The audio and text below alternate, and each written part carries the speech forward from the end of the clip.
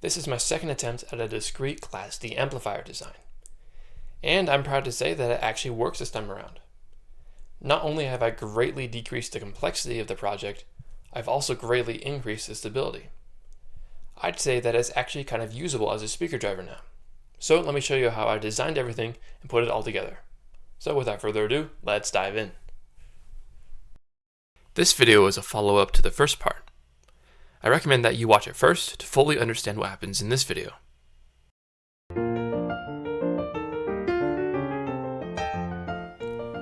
Like I said in the intro, I greatly reduced the number of transistors needed for the circuit. When starting on the second version, I started on the comparator. Last time, I missed the greatest advantage of a discrete design, which was that I could form the comparator as needed. If you recall from the original, I simply made a copy of the LM393. But, like I said, a custom design would work much better in this case. If you've watched my op-amp video, then you'll know that the differential pair naturally has a differential output. In most cases, we simply take only one side to get a single-ended output. But if we take both of the outputs, we can get a naturally opposite output. This means we can remove any logic conversion that was previously needed, which helps to simplify things. Another improvement I made to the differential pair was emitter degeneration. This should help to stabilize things a bit in the comparator. Beyond that, the most confusing part left in this design that I have not yet covered in any previous video is how I handled the high side current mirror. In a normal single-ended comparator, you'd simply tie one transistor to one side and leave the other. But that won't work in this case, since we still need to get a voltage on both sides of the output. Instead, I made a double current mirror. Now, something like this may not work the best for a differential op-amp, but keep in mind we are making this work with a differential comparator. This is suitable to generate either a 1 or a 0 on the output. And as an awesome bonus, the value of this resistor, along with the amount of current in the differential output's tail, together set a sort of dead time in between the outputs. Adjusting the resistor will allow you to fine-tune the dead time to a certain extent. The dead time works by having the current setting transistor determine the base voltage for both of the other transistors in the current mirror. When the comparator decides that it is time for that particular output to be off, the input transistor will starve the current mirror's transistor of current. This places the transistor into saturation as it tries to maintain the current set by the current mirror. When the input finally gets back around to feeding current, that transistor will still be in saturation, and it will take some time to get back out of saturation, which creates a delay. This delay is enough to form the basis of our dead time. All that's left now is to place an output transistor. Since we used NPNs for our differential pair, we need to use a PNP for the outputs. Unfortunately, this is actually kind of inconvenient when we need to implement bootstrapping later on. So I decided to avoid this problem and invert the polarities of all the transistors. All of the NPNs became PNPs, and all the PNPs became NPNs. The basic functioning of the entire circuit is still the same. It's just that everything is upside down now, and we have two NPN outputs. Oh, and one more thing about the transistors used in the comparator. For the differential pair in the current mirror, I found a matched pair for each of them using this transistor tester. I simply picked two pairs where each transistor in the pair had a very close gain value.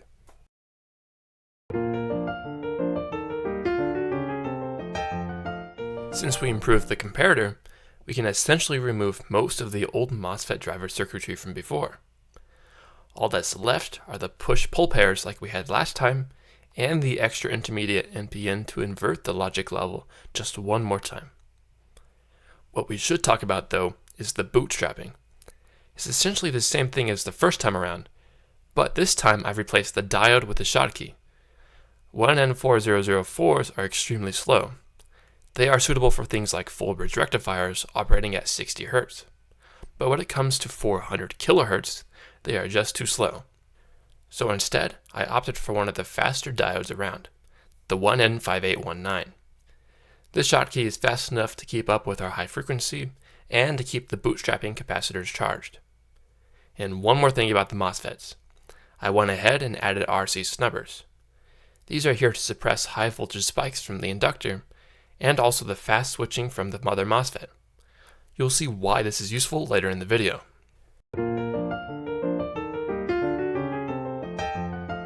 I'll give the LC filter a proper explanation in this video, since it seems like I didn't do the greatest job of that in the first part. As per the theory in the first part, we need a low-pass filter on the output of the MOSFET half-bridge to remove the high-frequency switching component and leave just the original audio signal. Something like an RC filter won't perform quite as well since the cutoff frequency isn't nearly as steep, not to mention that the power losses will be much higher. Instead, an LC filter has a much steeper cutoff and is more efficient. Unlike a resistor, the inductor can store some energy and use it later on too. So, what value inductor and capacitor should we use? Well, luckily for us, Texas Instruments has created an entire paper on the subject. I've attached it in the description in case you are interested. On page 9, you'll find these two equations. Equation 5 will allow you to solve for your inductor, and equation 6 will allow you to solve for your capacitor. Keep in mind that omega is angular frequency. You can replace it with 2 pi multiplied by your frequency in hertz. I plugged in 20 kilohertz since that is the upper end of human hearing. I got a value of 45 microhenry for the inductor and 1.4 microfarad for the capacitor. I had a 47 microhenry inductor already, so I used that. The largest value film capacitor that I had was just 470 nanofarad. This is much smaller than what the calculation calls for, but it still works. This new arrangement gives us a cutoff frequency of 33.8 kHz, which is larger than the 20 kHz minimum, but still much smaller than the 400 kHz switching frequency.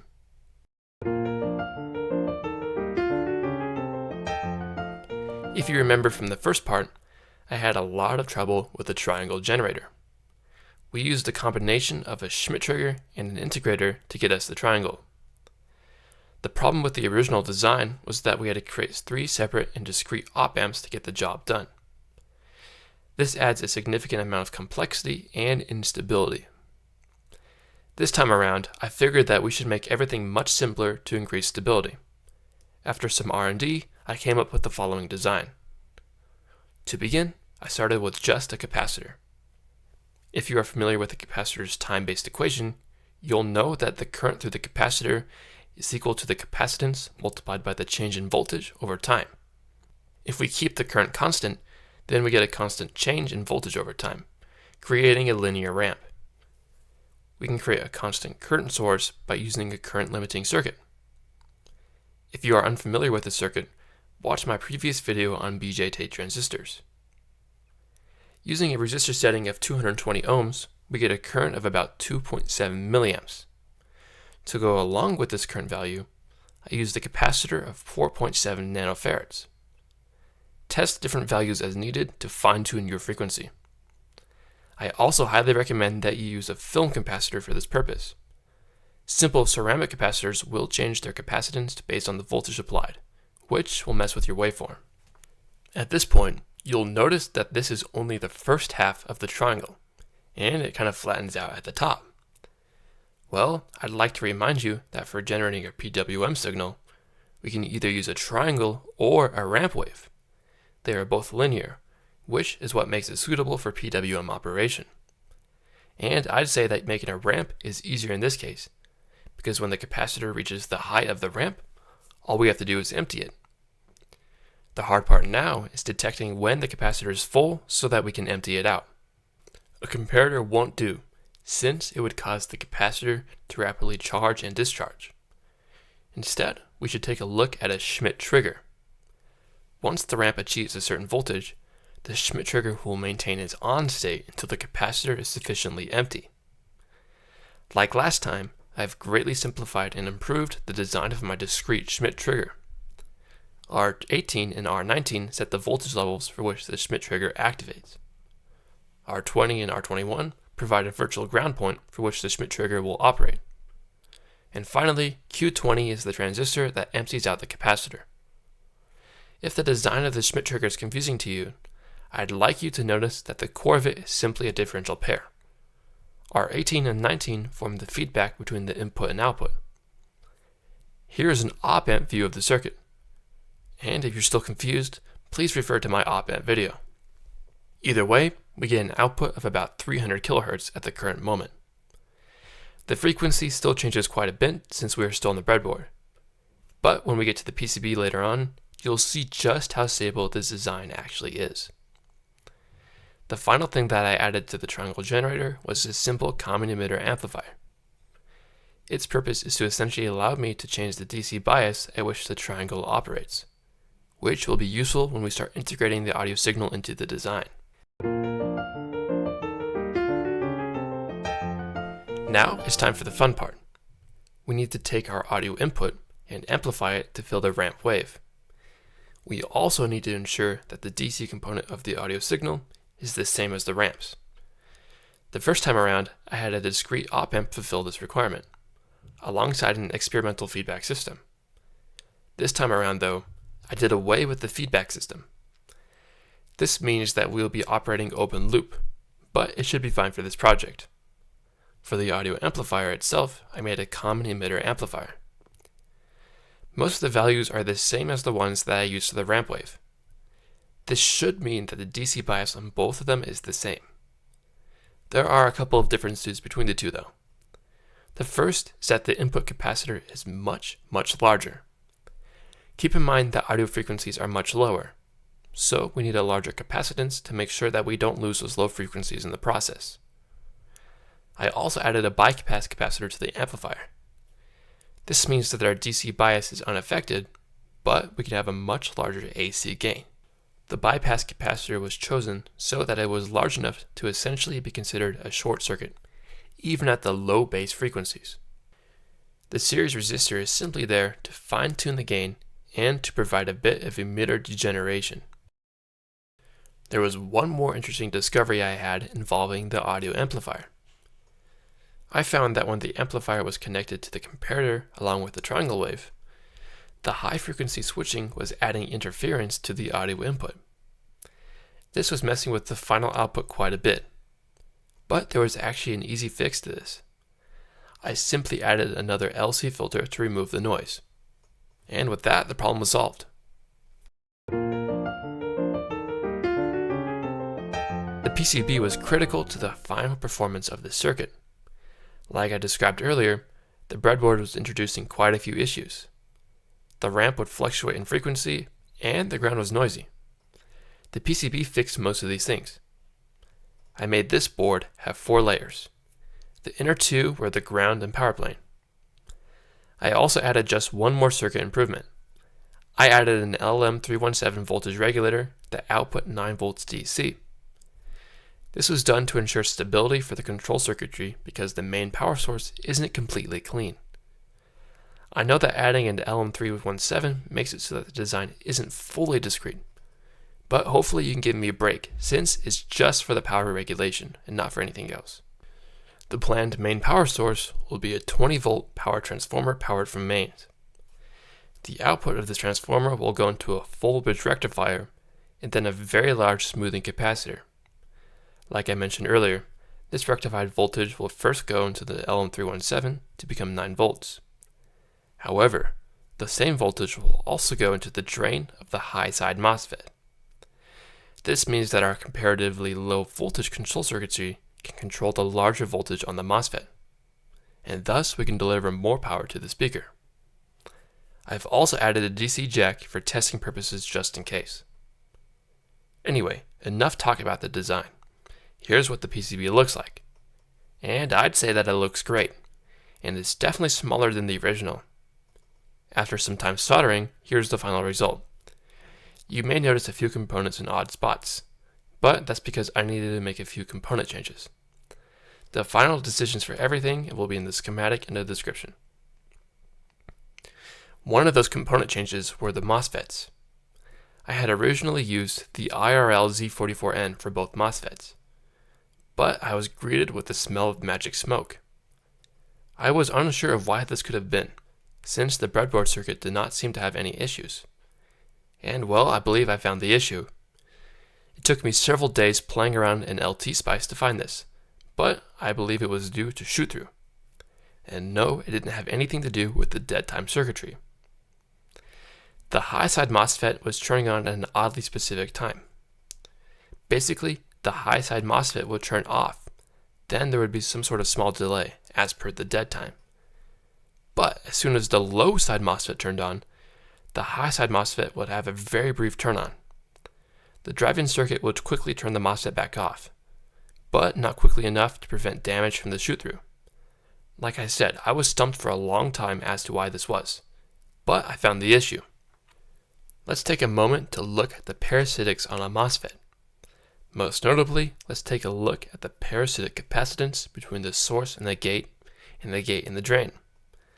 I believe that the very rapid turn-on of the low side MOSFET was pulling the midpoint down so quickly that the capacitances between the high side MOSFET were being affected, charging the gate up enough to turn the MOSFET back on, even briefly. The RC stubbers did help to stop this, but they weren't enough apparently. Incidentally, after finding the issue, I found this paper from Infineon. Basically, the ratio between the gate and the drain and the gate and the source determines how much parasitic turn-on you will have. Following this, I switched to the IRF Z44N, which was, incidentally, the only other power MOSFET that I had on hand. Either way, it seemed to do the trick, and now the circuit actually works. So with that, let's do some testing. Unlike last time, I don't have to wrestle with the ramp wave, and it's perfectly stable at a clean 350 kHz. It remains stable even with the load attached. Speaking of the load, the speaker does not blow up when attached, which I'd say is a good thing. The audio signal is suitably aligned with its DC bias to the ramp wave. Obviously, the audio gets more and more distorted the higher the volume gets. Either way, I'll stop talking for a moment and allow you to listen to the output.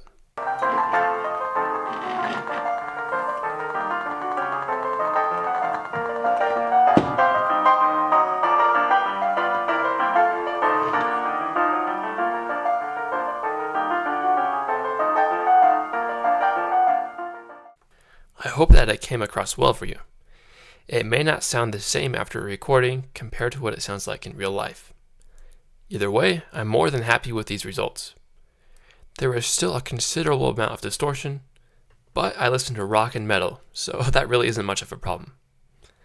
Despite all of this, there's still a lot of room for improvement. The first thing that could be done is converting the H-bridge output to a full bridge. This would allow a lot more power to be delivered to the load. It would also mean that we could do away with the huge DC blocking capacitor. To reduce distortion, we should add a feedback system. The entirety of the control circuitry could be optimized for power efficiency. Right now, it's using several tens of milliamps, which is quite a lot for a control circuit. And finally, I could research for a better MOSFET for this project. All of these improvements leave room for a potential part 3. Well, that should just about do it for Class D amplifiers. If you've learned something new in this video, please consider subscribing so that you can see my future videos. Also, visit my Buy Me a Coffee page. With your support, I can keep making these videos. I'd like to take a moment to thank Mr. Dev Knoll, Cognizant, and Mark for being channel members. You all have helped me make this video. Anyways, thanks for watching. Have a good one.